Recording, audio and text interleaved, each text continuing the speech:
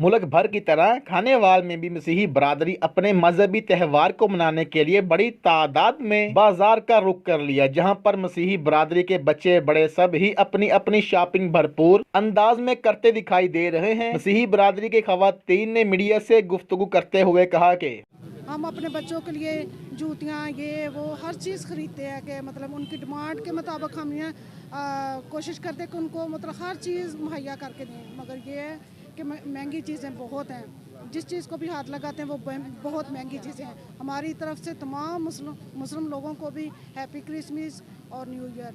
इस दौरान क्रिसमस मार्केटों के अलावा आम मार्केटों में भी क्रिसमस की खरीदारी करने वालों की बड़ी तादाद मौजूद है। आज हम यहाँ क्रिसमस के हवाले से बाज़ार में शॉपिंग के लिए आए हुए हैं और हम अपने बच्चों को साथ लेके आए हैं, हम अपने घर वालों को साथ लेके आए हैं। हम यहाँ देख रहे हैं कि लोगों में बड़ी गहमा गहमी क्रिसमस के हवाले से पाई जाती है। हमारे वो बहुत सारे दोस्त अहबाब जो मुस्लिम हैं वो भी अपनी शॉपिंग कर रहे हैं और हम भी अपनी शॉपिंग कर रहे हैं। क्रिसमस जो है वो क्रिसमस का त्यौहार जो हमारे लिए आता है वो 1 दिसंबर से ही हम क्रिसमस की तैयारियां शुरू कर देते हैं। मसीही बरादरी का कहना है कि पाकिस्तान में रहते हुए क्रिसमस के मौके पर किसी मसले का सामना नहीं, बल्कि उन्हें ऐसा महसूस होता है कि तमाम पाकिस्तानी उनकी खुशियों में बराबर के शरीक हैं।